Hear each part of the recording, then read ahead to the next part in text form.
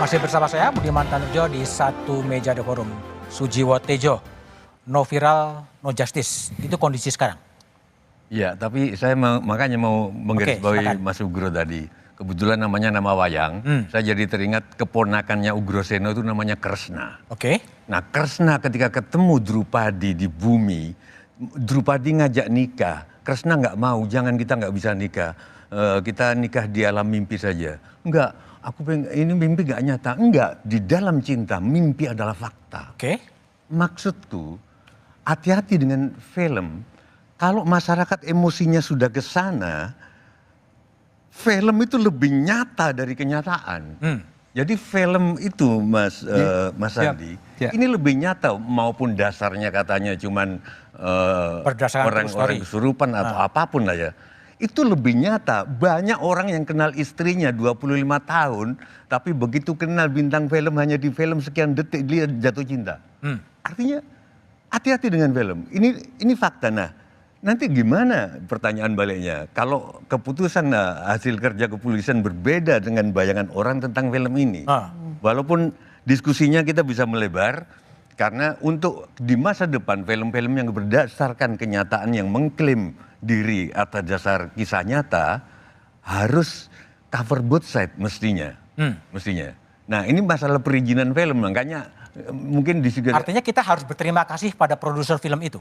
Pertama harus berterima kasih, orang pasti ada baik buruknya. Tapi kalau nggak ada film ini mungkin nun sewu Pak Sandi juga agak gedandapan kayak gini gitu loh. Tapi kalau ceritanya dari satu sisi, bagaimana kalau nanti cerita Pak kepolisian yang betul? Walaupun masyarakat punya banyak memori, walaupun Gen Z enggak, tapi orang-orang tua banyak memori. Sengkon Karta, dia petani biasa loh ya. Dia merampok dan membunuh. Terus waktu zaman Pak Harto ingat nggak ada Peragawati, nggak usah saya sebut. Ya. Peragawati terkenal. Ya. Pembunuhnya disangkakan ke orang lain. Oke, terus sekarang kita, oh itu kan kalangan bawah, kalangan atas, enggak. Kita semua deg-degan ini. Saya kenal Pak Antasari, Ketua KPK. Dari ngomong-ngomong patut diduga menurut saya. Bukan dia pelakunya, patut diduga lah. Tapi dia menanggung, walaupun dapat gerasi dari presiden. Ini gimana? Artinya Anda juga menangkap tren salah orang? Salah orang, dan bukan cuma kalangan Sengkon Karta, tapi Antasari mantan jaksa. Itu bisa terkena? Kalau betul dugaan saya loh ya. Iya. Bisa kena, Budiman bisa kena. Aku nggak berani ngomong sampai. Oke, baik. Mas Reza, ini udah terlalu sengkarut ya, meskipun tadi ada soal kebenaran versi film, kebenaran versi putusan pengadilan. Jalan keluar yang mau Anda tawarkan untuk menyelesaikan sengkarut ini seperti apa? Tetap di jalur... Menurut saya ada dua agenda besar yang perlu dilakukan oleh Polri. Sejak awal saya konsisten mengatakan mencari-cari DPO bukanlah suatu hal yang patut diprioritaskan. Bukan hal yang patut diprioritaskan. Tapi justru melakukan eksaminasi ke titik hulu, itulah merupakan kunci bagi terurainya misteri ini. Saya ingin menawarkan adanya definisi baru atau pemaknaan baru tentang profesionalisme kepolisian. Begini Mas Budiman, sebarangkali ketika kita bicara tentang peninjauan kembali atau PK, jelas syaratnya adalah adanya novum, alat bukti. Siapa yang mencari alat bukti itu sudah jelas. Selama ini prakteknya adalah dari pihak terdakwa sendiri. Maaf, terpidana yang mencari novum itu. Tapi sekarang senyampang Polri ini terus berbangga hati, dan saya menaruh respek ketika mereka mengatakan kami mengungkap kasus dengan pendekatan saintifik. Maka konsekuen saja, lakukan eksaminasi ke titik hulu guna mereview kembali sudah seberapa jauh sesungguhnya Polda Jabar melakukan uji saintifik terhadap kasus Cirebon. Seandainya lewat eksaminasi hulu itu disimpulkan dan diinsafi bahwa ternyata kerja saintifik tidaklah memadai, maka ini kan sesungguhnya merupakan temuan. Sehingga alih-alih menunggu terpidana mengajukan novum, justru Polri dengan kebesaran jiwanya lah membawa novum ini untuk peninjauan kembali. Tidak ada pihak yang akan dipermalukan ketika seandainya putusan PK mengatakan situasi yang berbalik 180 derajat dari nasib para terpidana saat ini. Itu poin pertama, eksaminasi ke titik hulu guna mereview proses kerja saintifik mereka. Yang kedua, sejak segmen awal kita berfokus tentang pengungkapan misteri pidananya. Tapi bagi saya agenda yang tidak kalah pentingnya adalah bagaimana kemudian Polri mengecek, menakar menguji tingkat kompetensi dan integritas para penyidik. Baik itu penyidik tahun 2016 maupun penyidik tahun 2024. Beberapa waktu lalu, sepanjang saya bisa simak di pemberitaan, Mabes Polri sudah mengirim propam untuk mengecek para penyidik 2016 dan Rudiana. Sungguh-sungguh saya menantikan pada kesempatan sekarang misalnya, Pak Sandi bisa bercerita apa temuan propam setelah memeriksa para penyidik dan Rudiana. Apakah akan memberikan apresiasi karena para penyidik dan Rudiana dianggap berprestasi, ataukah justru ingin memberikan sanksi? Entah itu sanksi terkait dengan lemahnya kompetensi sehingga mengirim para penyidik untuk sekolah lagi, ataukah sanksi terkait dengan etik, bahkan mungkin pidana terkait dengan integritas yang rusak parah. Oke, baik. Bung Saiful, tadi ada eksaminasi ke hulu yang ditawarkan oleh Mas Reza. Lalu kemudian juga ada penyidikan juga yang mengarah kepada Ibtu Rusdiana, ayah Eki yang juga mungkin terlibat cukup aktif di 2016. Apa temuan Anda soal itu? Iya, menurut kami terkait dengan poin eksaminasi tadi itu ya kurang lebih seperti kita membentuk tim pencari fakta secara independen. Itu posisi Anda ya? Karena menurut kami adalah dengan membentuk tim pencari fakta yang disampaikan oleh Pak Reza tadi jelas bahwa ini akan memulai dari titik nol. Menurut kami dengan membentuk tim pencari fakta yang mendesak kepada presiden ini dengan berbagai macam unsur. Bisa saja kalau misalnya tadi kita merujuk pada scientific crime investigation, itu bisa kita libatkan daripada penyidik beberapa lembaga, misalnya Komnas HAM, KPAI, dan kemudian kampus-kampus yang memiliki kapasitas di situ. Nah, menurut kami hal yang paling penting adalah segera presiden membentuk tim pencari fakta untuk menggali persoalannya di mana, apakah benar Vina meninggal dan Eki meninggal itu berdasarkan karena laka lantas ataukah memang ada pembunuhan? Pada peristiwanya ya? Poinnya seperti itu. Nah, yang kedua yang mau ingin kami sampaikan adalah di dalam hal melihat fakta persidangan, kami telah melakukan berbagai macam diskusi di internal menggali perkara ini. Problemnya hanya satu sebenarnya, terkait dengan tidak transparansinya proses yang dilakukan oleh Polda. Entah 2016, bahkan di 2024. Kenapa? Misalnya kita lihat saja sekarang, kami ingin berkunjung kepada beberapa narapidana. Nah, namun ketika kami melihat saat ini, ternyata narapidana ini, mereka dipisah-pisahkan, bukan di lapas Cirebon. Dan bahkan di beberapa lapas tertentu. Nah, menurut kami, ini akan mengganggu mental mereka, mengganggu psikis mereka, untuk memberikan informasi terkait dengan BAP yang nanti terbaru gitu. Nah, jadi kami selalu melihat pada posisi keadilan bagi korban dan keadilan bagi pelaku juga. Semuanya. Oleh sebab itu 7 terpidana yang saat ini masih menjalani proses itu perlu untuk dipertimbangkan mental kesehatan mereka.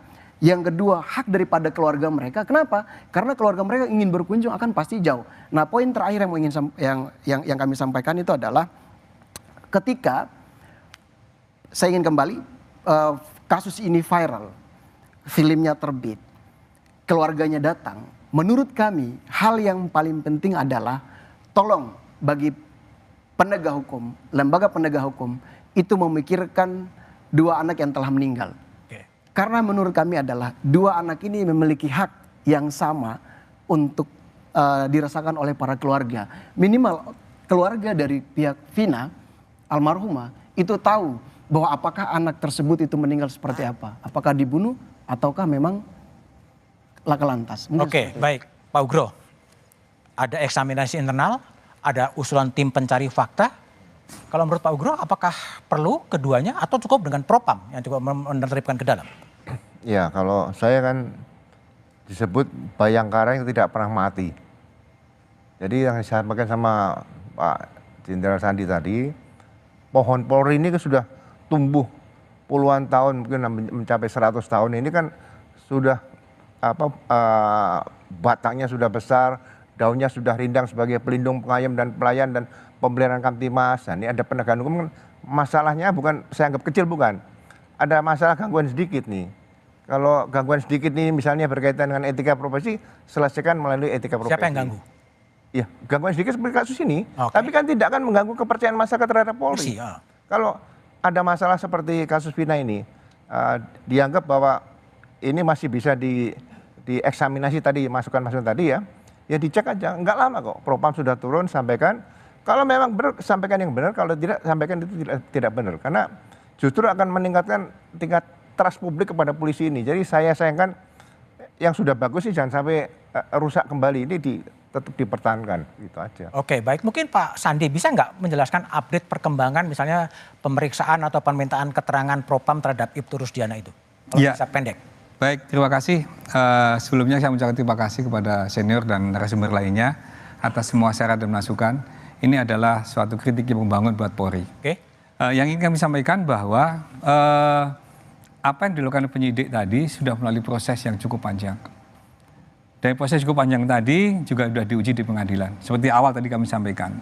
Jadi kalau misalnya tadi disampaikan oleh pengacara Mas Saiful. Mas Saiful tadi sampaikan bahwa kenapa kok 2 DPO tadi kok dihapuskan. Jadi kami sudah melaksanakan rilis dan kami tadi sampaikan pada waktu tadi bahwa DPO itu sudah ditetapkan oleh pengadilan dan dari hasil pengadilan tadi sudah diperiksa ulang atau diperiksa lanjutan oleh penyidik. Dari perkembangannya tadi tidak ada alat bukti yang menguatkan ke sana. Jadi justru kami meminta bantuan dari masyarakat, netizen dan kalau ada pengacara menyampaikan kalau memang ada alat bukti yang menguatkan 2 DPO lainnya dengan senang hati akan kita proses. Dan penyidik juga tentu saja akan berusaha untuk semaksimal mungkin mengungkap kalau memang itu ada. Bisa saya merespon? Keterangan dari para saksi dan para pelaku itu menyebutkan tidak demikian. Itu yang pertama. Yang kedua, tadi disampaikan oleh Pak Reza bahwa kenapa kok tidak diuji untuk masalah spermanya, uji DNA ataupun yang lainnya. Jadi perlu diketahui bahwa setelah kasus dinyatakan laka lantas, jenazah ataupun korban sudah dimakamkan. Setelah 3 hari berikutnya baru ternyata ada hasil penyelidikan dari polisi bahwa itu ada dugaan pembunuhan sehingga dimintakanlah untuk gali kubur.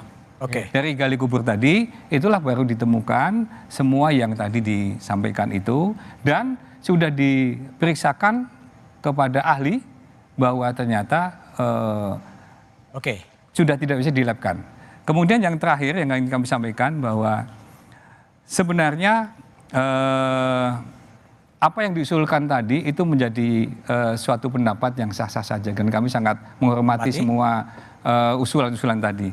Namun yang tadi kalau memang kita memberikan penghormatan dan penghargaan kepada para korban, titik beratnya adalah ini ada korban yang meninggal. Dan ada korban meninggal tadi, ini perlu kita tindak lanjuti sesuai dengan prosesnya. Dan ada satu lagi Mas yang perlu dipahami. Kalau memang dari keluarga pengacara dari keluarga korban tadi juga memang serius untuk menaiki kasus tersebut, ini ada salah satunya adalah hasil pengadilan tadi kami sampaikan pada waktu rilis tadi sore. Rilis tadi sore kami sampaikan bahwa ada hasil dari pengadilan di bawah pada waktu sidang pengadilan tersebut disampaikan oleh ditanyakan oleh hakim kepada salah satu saksi, di mana saksi tersebut sempat didatangi oleh pengacara dan pengacara tersebut menawarkan sejumlah uang agar tidak menyampaikan informasi yang diketahuinya. Dan itu semua ditanya sama hakim. Ada nggak di sini pengacaranya? Ditanya, ada Pak yang itu. Nah silakan dicek kembali. Kalau memang ini menjadi fakta hukum, kalau memang ini menjadi sesuatu hal yang memang akan ditindaklanjuti bersama, berarti ada upaya untuk mengaburkan juga. Untuk mengaburkan maupun untuk menghilangkan kesaksian yang lain. Baik, jadi kasus Vina ini menjadi menarik sampai Presiden Jokowi pun kemudian meminta agar kasus ini tidak ditutup-tutupi dan diselesaikan secara transparan. Kemana arah Vina kasus Vina akan mengarah setelah jeda berikut ini?